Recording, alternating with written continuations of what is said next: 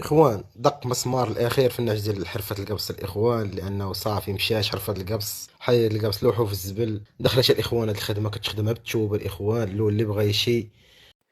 هاد السيدة الإخوان كيف ما سمعتو كيقول أن الحرفة ديال القبص مشات للزبل وما غاديش تبقى خدامة وما غاديش تبقى مطلوبة في السوق المغربية، ولكن أنا كنخالف الرأي ديالو لأن القبص خدام منذ مئات السنين والقبص كاين.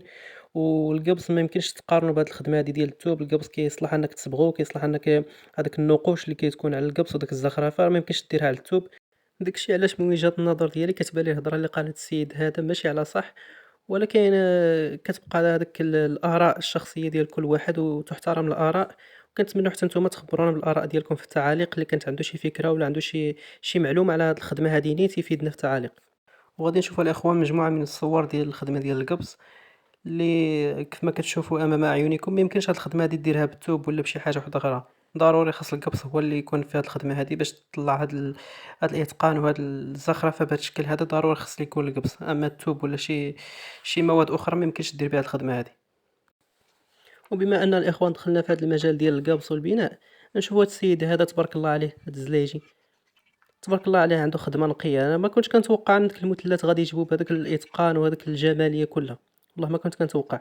شوفوا الفيديو حتى للتالي باش تنبهروا تشوفوا الخدمه النقيه. الناس اللي كيعرفوا يخدموا كيخدموا نقيه، الخدمه نقيه وكيخدموا من قلبهم وكيعرفوا الخدمه ديالهم كيقدروها وكيعطيوها اهتمام. كاين شي وحدين الله يسمح ليهم كيبقاو غير كيلصقوا داك الشيء صافي، غير كيلصق ويدوز. ولكن الناس اللي كيخدموا من قلبهم كيخدموا كيبغيو المعقول في الخدمه ديالهم كيطلعوا نتيجه تبارك الله اللي واعره.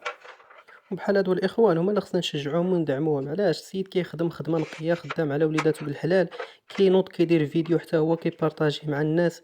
كاين الناس اللي كيتجاهلوا بحال هادشي هذا وما كيعطيوهمش اعتبار. ما عرفتش واش كيفاش كيشوفوا هما هاد المحتويات بحال هادو، ولكن هادو يعني الناس خدامين كينشروا محتوى نقي، خدام على وليداتو بالحلال. الواحد يدعمو، علاش ما يدعموش؟ طلع لك الفيديو ديالو ديروا بارطاج، ديروا لايك، دير له اللي بغيتي. المهم تفاعل مع الفيديو ديال السيد.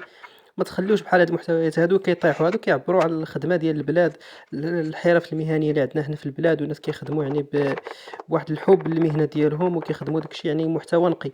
كما كنقولوا محتوى نقي. ما نبقاوش كنشجعوا غير التفاهه. ودابا راكم عارفين التفاهه طغات على السوشيال ميديا بصفه عامه. فين ما كدور كتلقى التفاهه. لا بالعكس، هادوك هما اللي خصنا نطيحوهم ونشجعوا بحال هاد الناس هادو اللي كيديروا محتوى نقي. نخليكم الاخوان تشوفوا الفيديو حتى الاخير ان شاء الله. وما تنساوش شي دعوة الخير لهذا السيد هذا. يستحق والله، يستحق دعوة ديال الخير.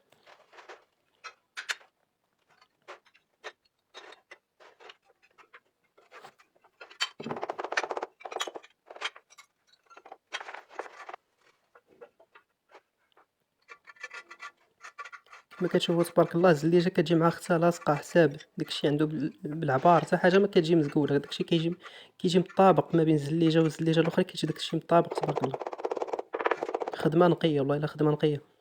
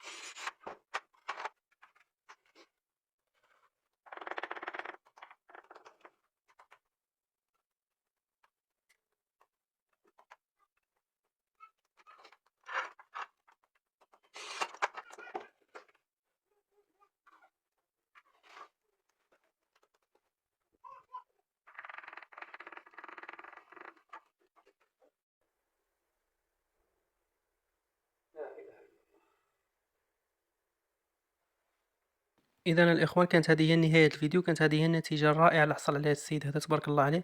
ما تنساوش تدعيو مع شي دعوه ديال الخير. وتبارك الله عليكم.